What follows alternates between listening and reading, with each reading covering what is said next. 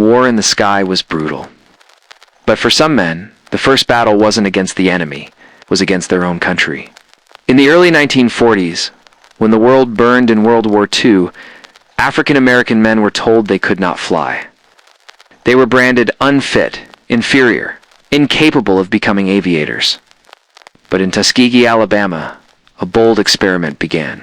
Officially, it was called a training program. Unofficially, it was a test of dignity. Could black men master the skies?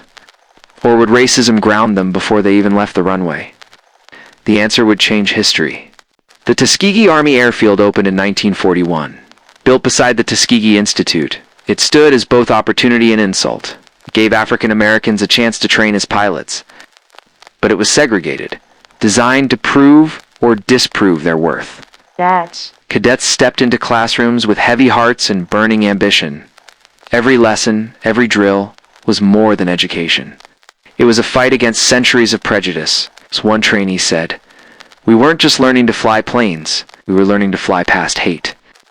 Imagine the red dust of Alabama, the roar of engines coughing to life, young cadets in crisp uniforms, sweat dripping beneath the southern sun.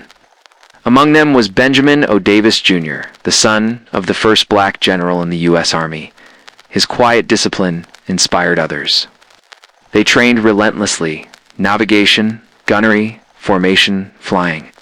Failure meant humiliation. Success meant hope. With every liftoff, the men weren't only proving their skill, they were rewriting the script of American identity. And still, whispers followed them. They won't make it. The skeptics were powerful. Politicians, generals, even scientists insisted black pilots were biologically inferior.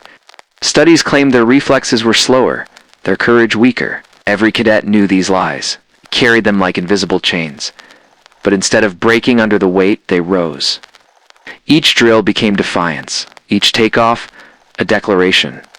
The cadets didn't beg for respect, they earned it, mile by mile in the sky. Still, one question lingered in Washington. Even if they succeeded, would America trust them in real combat? Instructors arrived skeptical, expecting failure. What they found was determination sharper than steel. Cadets aced gunnery tests. They executed flawless maneuvers. In time, disbelief turned into reluctant admiration. By 1942, the first class graduated. They received silver wing symbols, not only of achievement, but of survival. Families celebrated. Newspapers sneered. Yet for the 99th Pursuit Squadron, destiny awaited. Orders soon came: North Africa. For the first time, Tuskegee pilots would take their skills into the firestorm of global war. The journey overseas was filled with tension. On the deck of a transport ship, young men stared across endless water. Some whispered prayers. Others wrote last letters home. For many, it was their first step beyond America, and America that barely accepted them. But now they carried its uniform, its flag, its hopes. They didn't know what awaited in the desert skies of North Africa. They only knew this. History had finally given them a stage. They were ready to perform. Arrival in North Africa was a shock. Scorching heat, sandstorms choking engines, the smell of fuel mixing with sweat. But worse than the environment was doubt. White commanders assigned them minor tasks, keeping them away from major battles.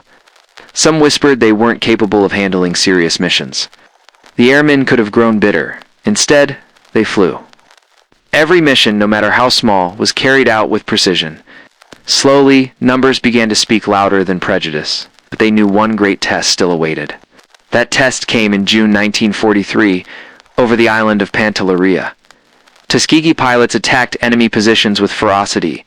They strafed, bombed, and maneuvered under fire. Their accuracy was undeniable. The mission succeeded. Allied commanders were forced to admit the truth. The 99th Squadron was no experiment. It was a weapon. Yet recognition was slow.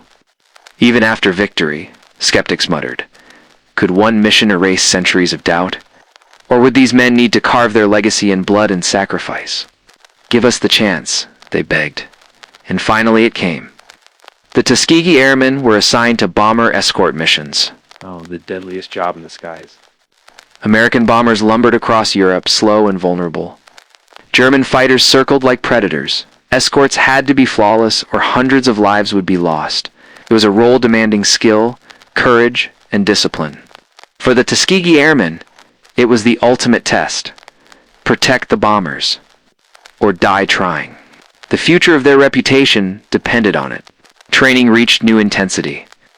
Pilots studied Luftwaffe tactics. They practiced tight defensive formations. They rehearsed until exhaustion blurred vision. Discipline above all, Benjamin O. Davis Jr. reminded them. He insisted, stay with the bombers, never chase glory. It was a strategy built on selflessness. While others sought personal kill counts, Tuskegee pilots focused on protection.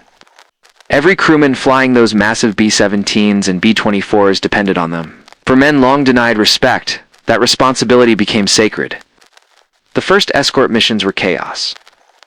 German Messerschmitts dove out of the clouds, guns blazing. Explosions shook the air, planes spun in flames. The Tuskegee Airmen held formation. They shielded the bombers, refusing to break discipline. The skies became hell, but their crimson tails never wavered. Soon whispers spread among bomber crews, if the Red Tails are with you, you'll make it home. That nickname Red Tails would become legend, but legends are carved not in words, in sacrifice. Sacrifice came quickly. Some never returned. Letters arrived at homes wrapped in silence and sorrow. And yet their mission results were undeniable. Bombers escorted by Tuskegee Airmen reported significantly fewer losses. Their discipline saved lives. White crews who once doubted them now begged for red tail escorts. Slowly, respect replaced skepticism. But back at headquarters, prejudice lingered. Reports were questioned, achievements minimized. Could even flawless performance pierce the armor of racism? The airmen flew on, knowing the real war wasn't only overseas. By 1944, the Tuskegee Airmen were no longer a question mark. They were a force. From Italy to Germany, their red-tailed Mustangs became a dreaded sight to the Luftwaffe. German pilots nicknamed them Schwarzwagelmännchen, Blackbird Men. The name carried both fear and fascination. Each mission they flew added to a growing reputation. Yet for the airmen, victory wasn't just about numbers, it was about dignity. Every bomber they saved was another nail driven into the coffin of racist doubt. Still, their battle wasn't over. Back home, politicians looked for ways to discredit them. Rumors spread that Tuskegee pilots refused orders or underperformed. None of it was true. But lies like shadows traveled fast. The men ignored the noise. They flew higher. They fought harder. With every mission, their crimson tails painted the skies of Europe. They were no longer boys from Alabama fields. They were guardians. Heroes. And yet their greatest trial still loomed on the horizon. As 1944 turned into 1945, the Red Tails faced missions that would test their courage to the limit. Bomber runs deep into Germany. Dogfights against the feared Me-262 jet fighters. The stakes were higher than ever. Failure could shatter their hard-won reputation. Success could etch their story into eternity. And so, with engines roaring and hearts steady, the Tuskegee Airmen prepared for the defining battles of their legacy. Winter over Europe was merciless. Cold winds cut like knives. Enemy fire burned like hell. In early 1944, the Tuskegee Airmen were sent deeper into German airspace. Their task, protect bombers over Austria and Romania. These weren't routine missions. They meant flying long distances, with fuel gauges dipping low, and German fighters waiting in ambush. But the Red Tails refused fear. They stayed tight. They guarded every bomber like it carried their own family. Crews began to notice whenever the Crimson Tails were overhead, survival felt possible even against impossible odds. Then came a mission that would make history. March 24, 1945, Berlin, the heart of Nazi power.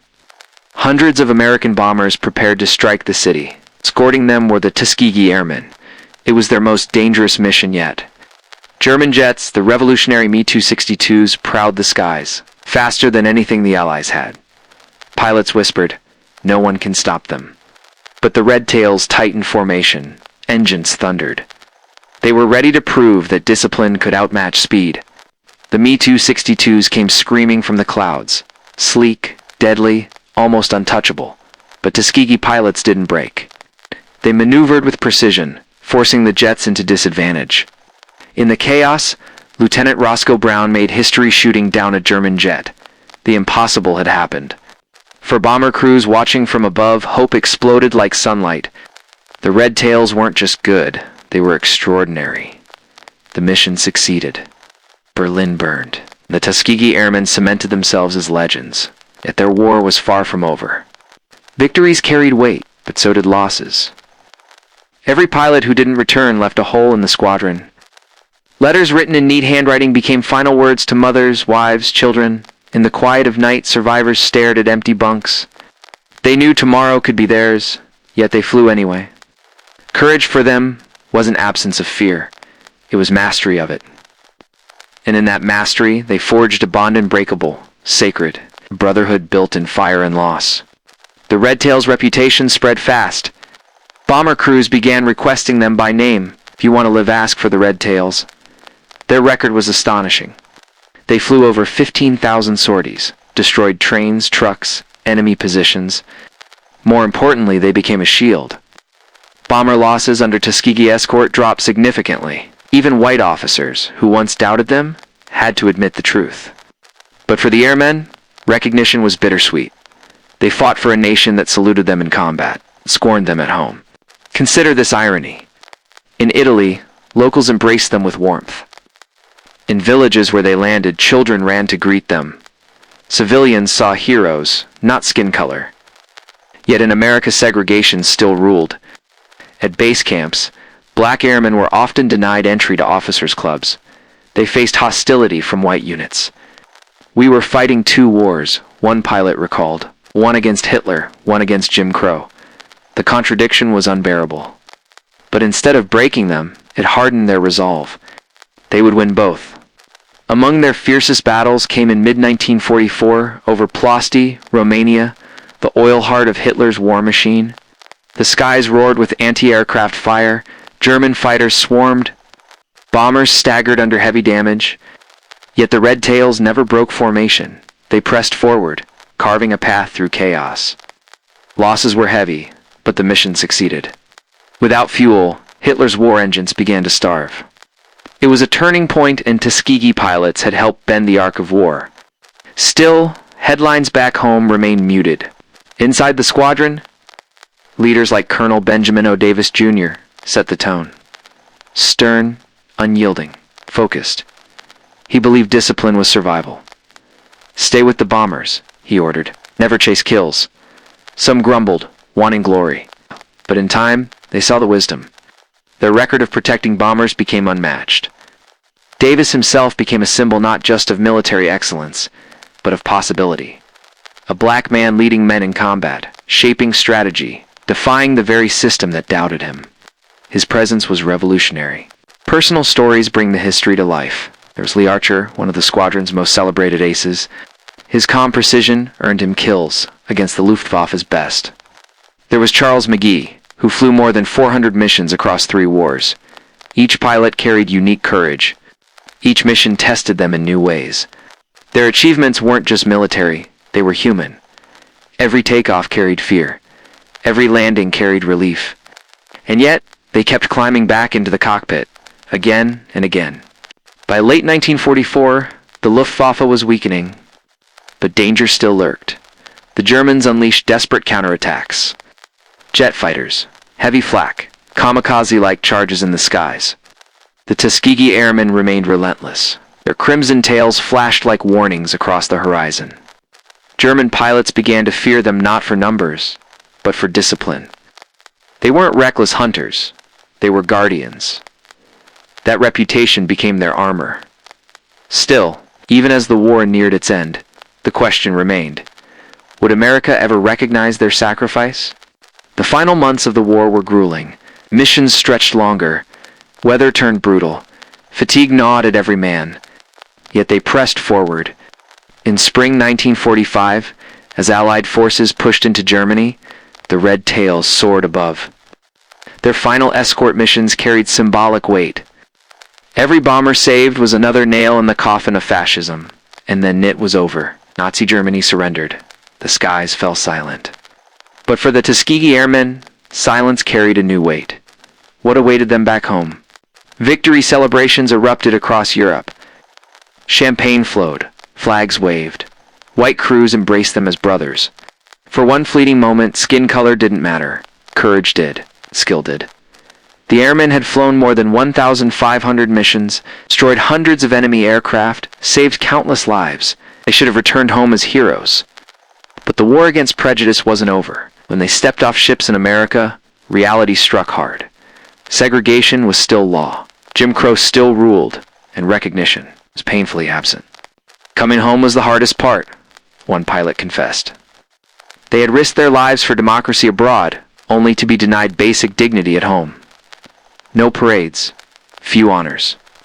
In some towns, they were still forced to use separate restrooms. Some officers were even demoted back into menial roles. The sting was deep. Yet within that injustice burned a spark. They had seen the world, they had fought and won. They knew America could no longer hide from its own hypocrisy. Many Tuskegee Airmen chose to stay in the military, despite the barriers. They believed change would come slowly, painfully, but inevitably. And they were right. Their service became a cornerstone in President Truman's 1948 order to desegregate the U.S. Armed Forces. The courage of the Red Tails helped tear down walls, not just in aviation, but in American society. They had forced the nation to confront its own contradictions. Their legacy was only beginning. But at the time, they didn't know it yet. The war in Europe was over. The Red Tails had written their story in smoke and fire across the skies. But the story of their legacy was only at its opening chapter.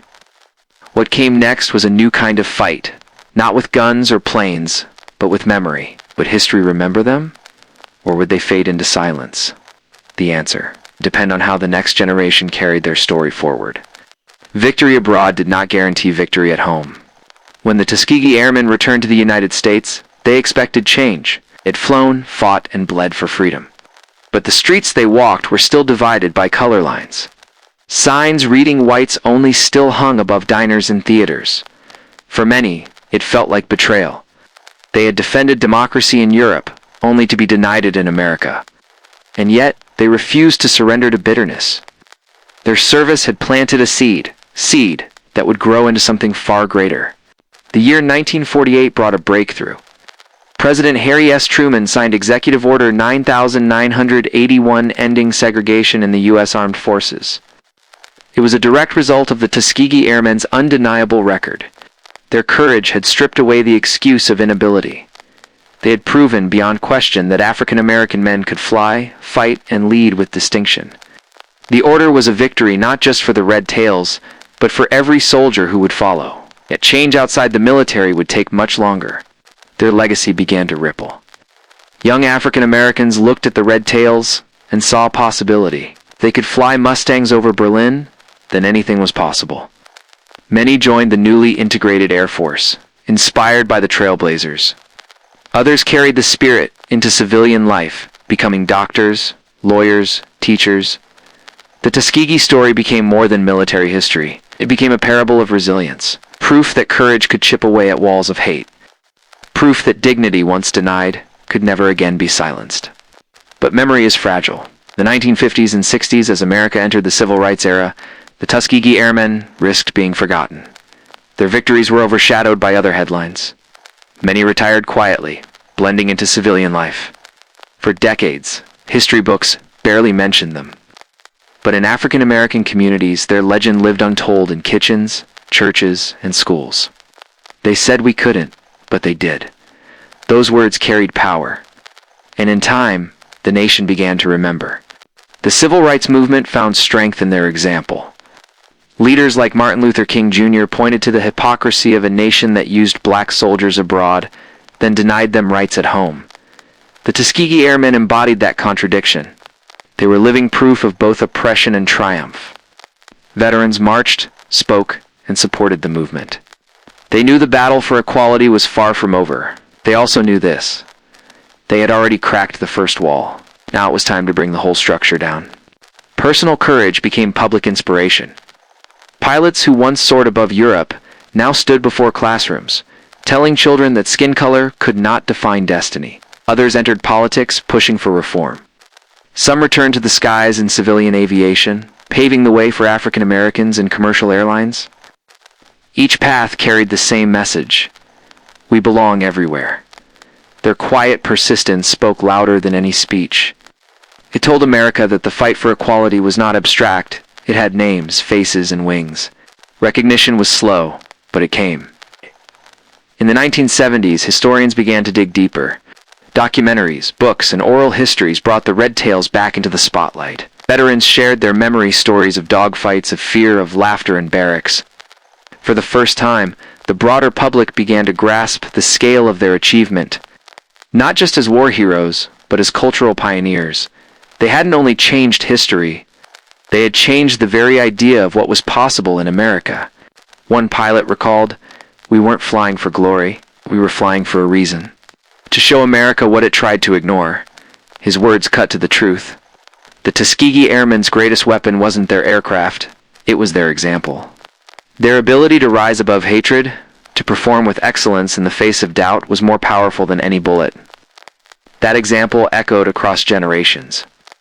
In every civil rights march, in every demand for equality, their wings were present. By the 1980s, a new generation of African American aviators pointed directly to the Tuskegee Airmen as their inspiration. Astronauts, commercial pilots, military officers all carried their legacy. When Colonel Guion Bluford became the first African American in space in 1983, he carried the torch lit in Tuskegee, from muddy Alabama airfields to the stars.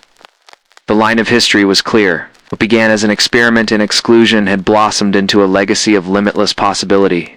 Still, time is relentless. Veterans aged. Many passed without seeing full recognition. At reunions, the surviving airmen wore uniforms with pride, medals gleaming against weathered skin. They laughed, they cried, they remembered fallen brothers. Their bond was eternal. But they worried, would the world remember after they were gone? Would textbooks honor them? Would children know that America's freedom was written not just by generals, but by men who painted their planes red and dared the impossible? The answer lay ahead.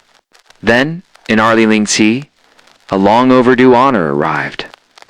The Tuskegee Airmen were awarded the Congressional Gold Medal. Surviving members gathered in Washington, D.C., some in wheelchairs, some with canes, all with dignity. Lawmakers stood, applauding. Tears filled the eyes of men who had once been called inferior. Finally, their country acknowledged them. It was a moment heavy with pride and sorrow. Pride for recognition. Sorrow for those who didn't live to see it. History had at last spoken the truth. But recognition wasn't only for the past. It was also for the future. Young cadets at Air Force Academy studied their tactics. Documentaries broadcast their story to millions. Hollywood brought their battles to the big screen. The name Red Tails once again soared. For many viewers, it was the first time hearing their story. Shock followed. How could such heroes have been hidden for so long? And with that shock came something else: admiration. The Tuskegee Airmen were no longer forgotten. Their impact reached beyond aviation. They inspired countless first African American generals, astronauts, airline captains. They proved that excellence has no color, that courage is universal. Their story reshaped not only the military, but the national conscience. Each new barrier broken in sports, politics, or culture echoed their flight. From Jackie Robinson on the baseball field to Barack Obama in the White House, shadows of Tuskegee wings could be felt. They had changed the trajectory of America itself. And yet, perhaps their greatest gift wasn't victory in war or recognition in peace. It was hope. Hope for children staring at the sky, wondering if they too could touch the clouds. Hope for a nation struggling with division, showing that unity could be forged in fire. Hope for every person told they couldn't, proving that they could.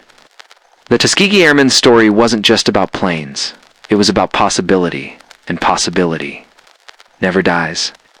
As their ranks thinned with age, survivors carried one message above all: remember us, not as victims of prejudice, but as victors over it.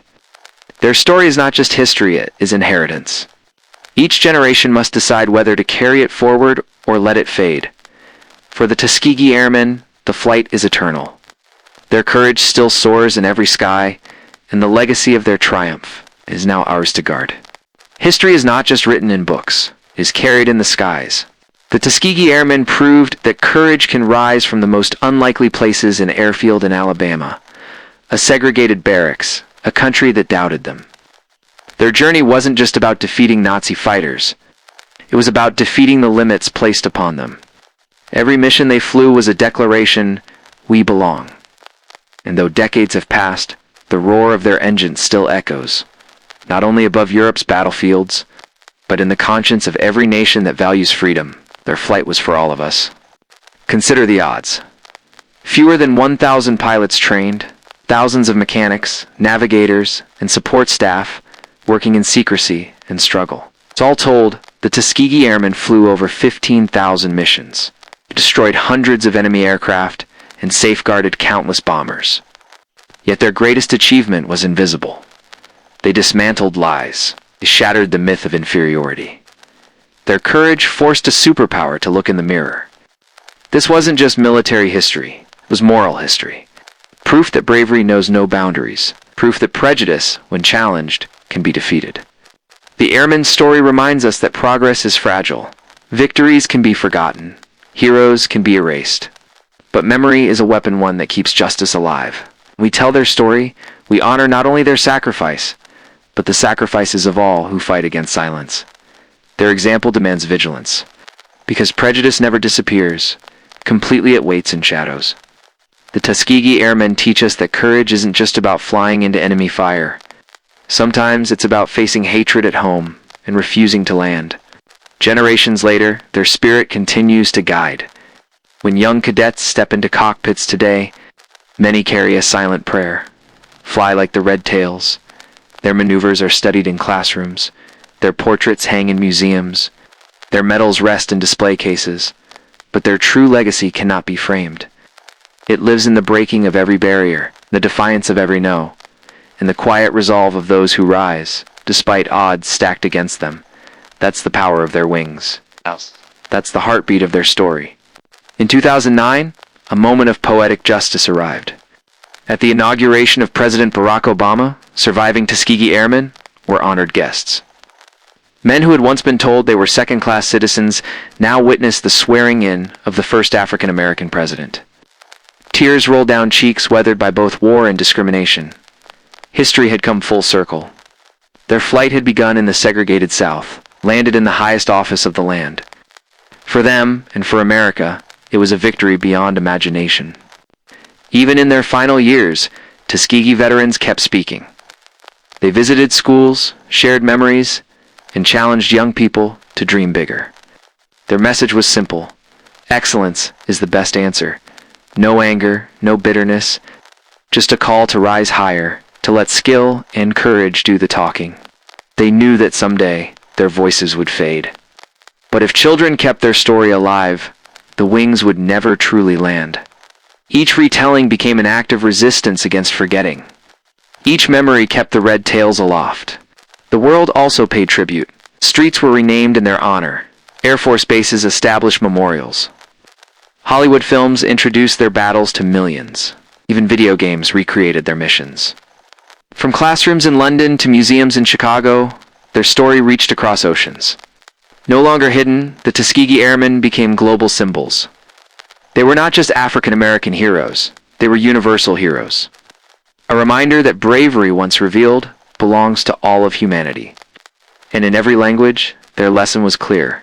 Courage changes history. Yet no tribute, no medal, no movie can equal the price they paid. Many never returned from Europe's skies. Families received telegrams, not homecomings. Mothers buried sons. Wives raised children alone. For them, the legacy came with pain. But even in grief, there was pride. Pride that their loved ones had flown not just for victory, but for dignity. The Tuskegee Airmen remind us that freedom is never free. It costs names. It costs lives. And it demands we never take it for granted. Today, when red-tail Mustangs fly in air shows, crowds look up in awe. Children cover their ears as engines thunder overhead. Elders wipe tears as memories resurface. The planes are no longer instruments of war, but symbols of resilience. Each streak across the sky says, "We were here. We mattered. We triumphed." It's more than nostalgia, it's testimony. Proof that the story of the Tuskegee Airmen is not confined to museums. It still soars, still inspires. It still challenges us to rise higher. So what does their story ask of us?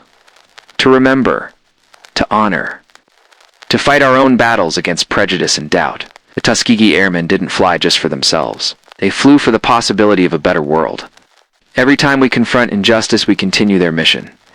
Every time we choose courage over fear, we keep their wings in motion. History is not passive. It calls us to act. And the question remains, will we answer, or will we let silence win? Their legacy whispers to dreamers, to every child told they can't, to every worker overlooked, to every voice ignored. The Tuskegee Airmen's answer is eternal. Yes, you can. Yes, you must. They teach us that limits are illusions built by fear, and that courage, steady, disciplined, relentless can dismantle them. They remind us that greatness often begins in doubt, in skepticism, in being underestimated. What matters is not where you begin, but how high you're willing to fly. In the quiet of memorials, their names are etched in stone, each letter carved with reverence, each life a story of defiance. Visitors leave flowers, salute, whisper thanks. But perhaps the greatest memorial is not physical. It's the way their story continues to ripple across time. Tuskegee Airmen live in every barrier broken, every dream achieved against odds, every victory claimed by those once doubted. That is their immortality. Not stone, not steel, but spirit. Spirit that cannot die. The Tuskegee Airmen gave us more than history. They gave us a mirror, a reflection of what America was, and what it could be. They forced the nation to reconcile its ideals with its actions, and they left behind a challenge to keep fighting, to keep rising, to never settle for half measures of justice. Their legacy is not a closed chapter. It is an open flight plan. And the destination, a horizon where courage and equality fly side by side. And so we return to the beginning. Two young men in Alabama, laughed at, doubted, dismissed. To the experiment no one believed in, to the roar of engines proving everyone wrong. Their journey stretched across continents, across decades, across hearts, from Europe's skies to America's conscience, from war to peace, from invisibility to honor. The Tuskegee Airmen showed the world that freedom is not a gift, it is earned. And it is defended not just by weapons, but by unbreakable spirit. This is their story, one of courage, one of triumph, one of hope. If their wings still inspire, you'll carry their legacy forward, share their story, keep their names alive. Let their flight remind us that even in the darkest skies, courage can light the way. The Tuskegee Airmen soared so that future generations could rise higher, and now it's our turn. Fly with them, honor them, and if their story moved you today, like, comment, and subscribe so their wings will never, ever fall silent.